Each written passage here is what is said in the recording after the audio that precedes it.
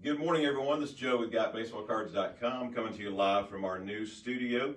And this morning, I'm very excited to welcome a longtime friend and my co-host of The Collector and the Dealer, Atlanta and Southeast personality, radio personality for many, many years, Mr. Chuck Oliver. Joe, I'm honored, man, to be on one of your first episodes of this. This is cool. Yeah, we're really excited to have Chuck in the studio today.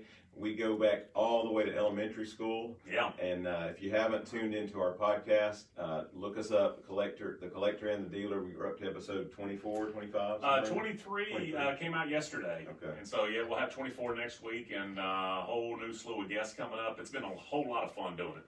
Yeah, so we love to help educate collectors and other dealers and bring in insights about the hobby across the country. So today, Chuck, a lot of people know you well from radio, but tell us about your collecting experiences. I know you go back to childhood like I did. Yeah, absolutely. And Joe and I, as he said, it's just kind of strange that, a guy that I knew in elementary school was kind enough to grow up and be one of the Southeast's largest dealers. So that helps me. I appreciate him making that sacrifice. Yeah. I am in second grade, and my sister came home from a slumber party. And whoever's house she had been out, the next morning she's just scooping her stuff up into her suitcase to bring it back home, or her bag or whatever. And there were 3 1975 Topps cards in there. And I was like, what are these? Oh, I'd like more. Yeah. And so the next year, it was 76 when this happened. And so I was, like I said, a second grader. And so I started going out and buying 76 Topps, and I thought it was kind of cool. By 1977, I was hooked, and I almost put together, I had enough cards for a full set in 77, and that's again as like a third grader, fourth grader, and so I was just off and flying. Right, yeah, and what's funny is Chuck and I really started, I think we're a year apart in age, but I started in 76 as well with the first packs I bought, and then same thing, by 77 I was building the whole set, I was sorting it, I put it in numerical order, and then I was putting it by teams. And absolutely. Then and I got to say, by 1979, by my, I guess, 5th grade year, I literally was cutting every blade of grass in Gwinnett County where we grew up, and it was all going either to Magic Market for packs, or there used to be shows on Friday night at a Sheraton or a Radisson or something that I used to go to. And so I'd walk in there as the 5th grader, 6th grader, and I had a pocket full of cash, which was about $30. Right. And I was high cotton in 79, going to a card show. Yeah, I didn't go to my first one until 81. It was the Radisson Club Show off 285. Yeah, right there on the access road. Yep. And remember my dad taking me out there, and I was remember one of the first things I bought was an 82 traded set, so I had pretty good. Okay. That was actually, I guess it was an 82, but I with a Ripken. Yeah, with a Ripken. So maybe I'd been in 81, but one of my first major purchases, I bought me a big traded set because I'd seen, and I thought it was so cool that it started doing those, and so held on to that one for a while. But so tell us from childhood till now, how is collecting venture? I know you've taken time off from it. I did, and then I came back. I graduated high school in 86, and that was right when the explosion happened. And it wasn't just the printing presses running 25 hours a day, Joe. I mean, you know this. You could walk into a hardware store, a grocery store, a pet supply shop without them having a box of baseball cards there. And even some of them were like, remember the Kmart and the KB Toy Hobbies? Kmart set. And, all of those. And so there were baseball cards everywhere. And I stayed in it until about 91 or 92, when honestly, what is one really cool thing that has brought me back to new product is the exact thing that shoved me away from the whole industry in like 92, 3 or so. I looked around and there were so many new products out there that I was thinking about if I said, hey, I've got a 79 Schmidt. You know exactly what I'm talking about, right? Yeah. If I say I have a 98 Derek Jeter, what am I talking about? Exactly. It could be like literally, I bet there's 45 Derek Jeters from that year. And I was like, well, that's too much. And I just ran the other way. Well, about 10 years ago, I found a box of cards. And literally, it was just a little mailing box here of stuff that I already owned and had owned for decades. And I looked in there, and there's about a half dozen 67 high numbers. And I was like, oh, I had good taste back in the day. Yeah, you did. And so I started collecting my 67 set hardcore again back in the summer of 13. And that's now expanded. I mean, I'm doing everything from pre-war 1910 Murad premiums, the mailaways, to I don't know if this is good or bad, but I started with the Topps Chrome 2020 and then also the Allen & Ginter, which I absolutely love that product because because obviously the throwback to the, the cards that I really like anyway. Right. So it's cool that I have gotten into the new product now, and they have something for the guy like me who prefers more of a classic older look. And so it's just checking a lot of boxes, and it goes along with all my vintage stuff. And so it's been a real awesome development. Yeah.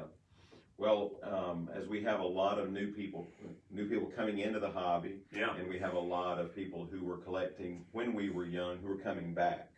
So I'm kind of our customer. Yes. I'm the guy who collected as a kid and then came back as an adult. And the cool part for a guy like Joe, who's a dealer, is that when I was 18 and wanted to collect some 71 tops, I didn't have any money, and I also didn't have a good eye. But now that I'm older, I have the money to collect whatever the heck I want to, and that's great for the vintage market, but it also kind of comes into the new market as well, because it's a much pricier hobby than when you would get 11 cards and a stick of gum for 15 cents. Right.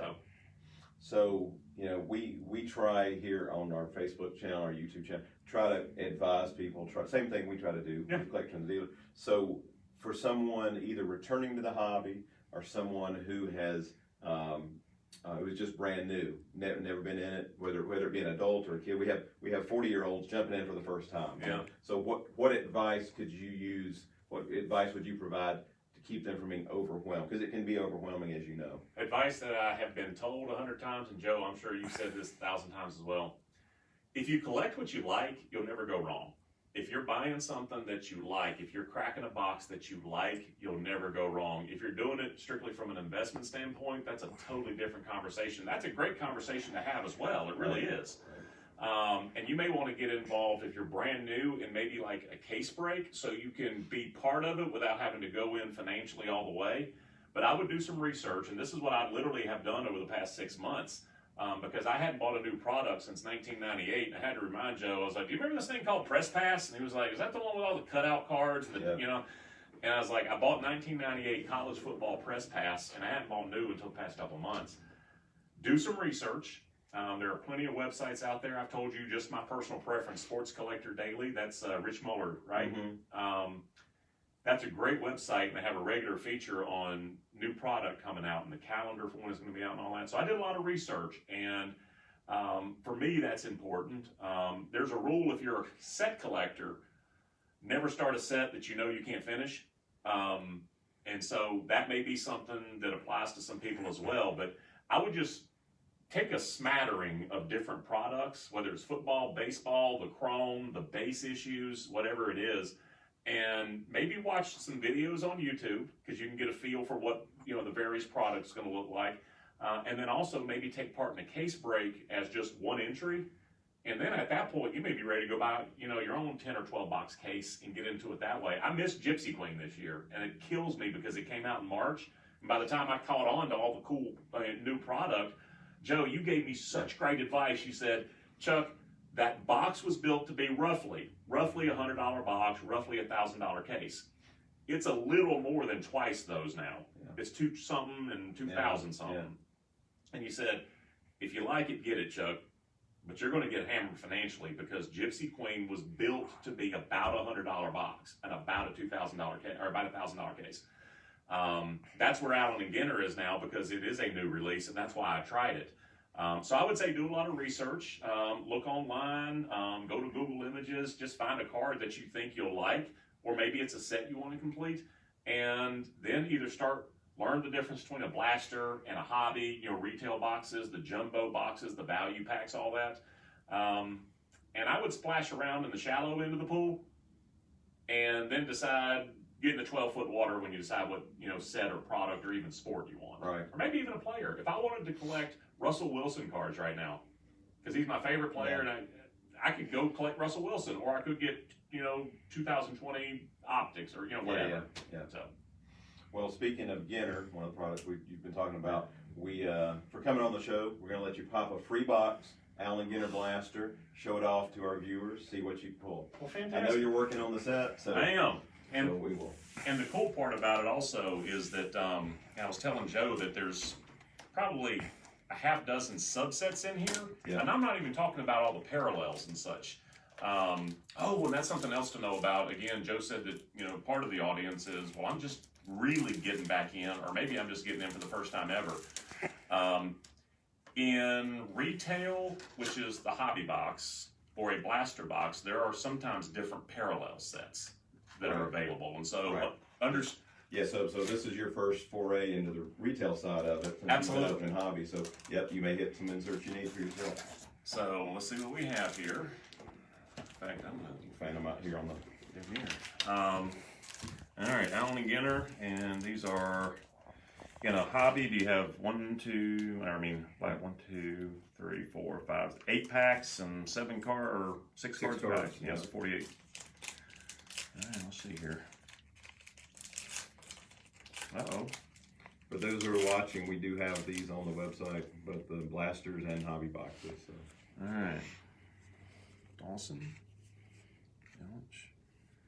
All right. I see something. We have the minis, which they have parallels for each of the base cards, and then they have different backs on some of these as well. It'll be an Allen and Ginner back. It'll be other limited backs. Citadels and Strongholds, or this is Reach for the Sky. That's right. They have a bunch of on the farm and etc. Subsets within it, which is just awesome for me. Now this is something that also makes me a little bit of an oddball, Joe. I'm not in it just for the hits. Right. Speaking of, you got one there? Luke Voigt. Tell me what I have there. Yeah. Sure. Nice. Luke Voigt game used bat card. Pretty cool pull. And that is something you were telling me about that, okay, so this is great. The mini parallel for every base card, but then it has the different border on it as well. So you're going to have some of those. Carlton Fisk, Field Generals, which is another one of their subsets. But you were telling me, Joe, that there are people that will rip a box at the shop, take the hits, and say, well, just keep the rest of the cards. Right. Yeah. I'm not after just the hits. I really enjoy the base set as well as all the parallels and the minis and everything else. It's just a lot of fun, man. All right, Yelich, Carlton Fisk, which is another thing that you told me about on one of our earlier episodes, and this is going back 6 months ago, is about when we started Collector and the Dealer, that you're like, Chuck, you could rip open a pack right now. You're just as likely to get Babe Ruth or Reggie Jackson as you are Christian Yelich. Yep. All right, there's another mini, again, with just a standard back. Again, another one of their subsets. And then, and then also in the hobby box, there are, how many packs? 24. 24 packs, and there are guaranteed 3 hits, and it could be a patch, it could be part of a bat, it could be an autograph, it could be something. Printing plates. Printing plates. Yeah, that's different fun. I watch people do the rips online, and they're just, I'm like, you're bending the corner. Yeah. Buster Posey, Tommy Listello, Alomar, Kenley Jansen again. I'll see with the Allen and Ginner back. That's a really cool back. And so for somebody like me, you've got to collect the base set, the mini parallel, and then the mini Allen and Ginner as well. So I'm just going to leave that one there.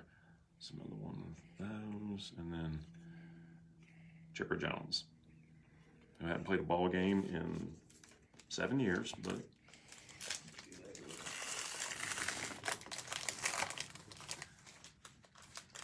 so if you're used to your rips online going a little quicker than I'm doing it, it's because a lot of people are just looking for the, wow, look at that, Marcell Ozuna. A lot of people are just looking for the hits, and they quickly go through it, but that ain't me. Behemoths beneath the Japanese spider crab. Everybody needs Oh, yeah. This is another one of them that they have the subsets inside it. And then, all right.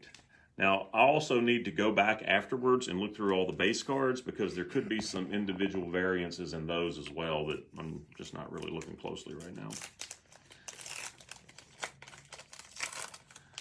All right. Clemente, awesome.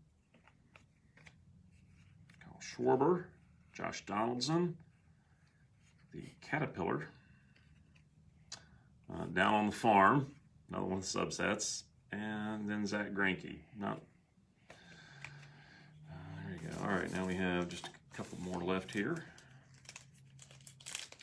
And I guess part of the upside for a guy like me is that we get a box here. If you get an individual box, there's no guaranteed hits in any of it. Right.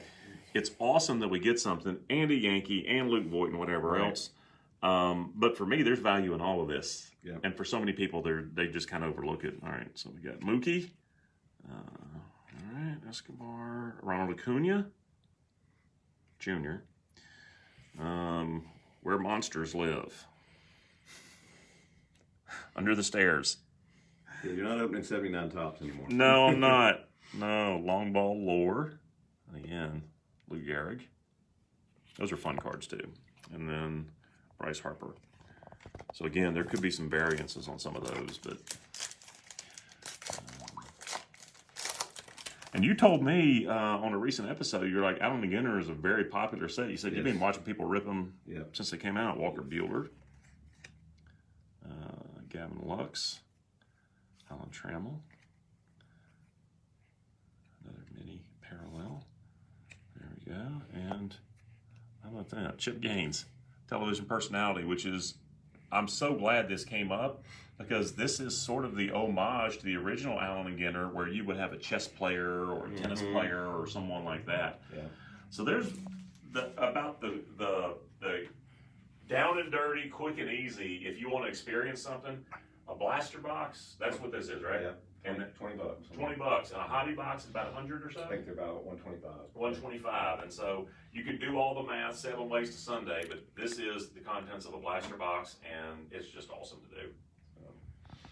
So I'm going to close with one last point. Chuck, what you got here?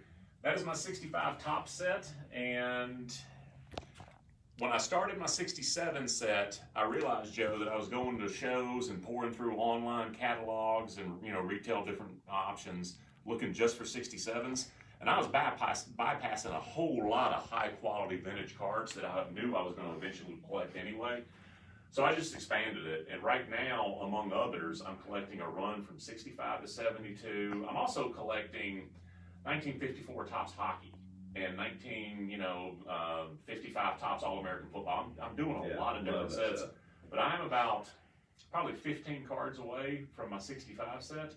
And another thing we've talked about, I'll tell you the real short prints. I'll tell you the real difficult cards to find centered and everything. So that is an almost complete 65 set that I was bringing up here today that you were going to kind of go through and see what would be worth sending into grade. Right. Yeah. So we're going to be going through this set, pulling out all the high grade stuff, hopefully some 8s and 9s. Yeah. And we take a bonus 10, not likely, but we take one if PSA is kind enough to give us one. So we'll be sending a bunch of these off for Chuck this week. And we can do the same for you. As you know, we are a huge submitter to PSA. We assist customers every day with their collections, whether it be a vintage set, whether it be something you just pulled out of Allen & Ginter that you need graded. We can assist you with it. So it's almost noon here in Loganville, so we've got a bunch of customers probably waiting outside. So we're going to go take care of them, but we appreciate you all tuning in today, and we're going to do our best to get Chuck back. We'll do some more. We do a whole episode on your ads because you can probably speak to those a lot better than I could. But again, tune in on our show, The Collector and the Dealer podcast, weekly podcast, and go Dogs, and big game with Alabama. So we appreciate you all tuning in today. Chuck, thanks so much for coming out Awesome today. to be here, man. Yeah, and so we will see you next time.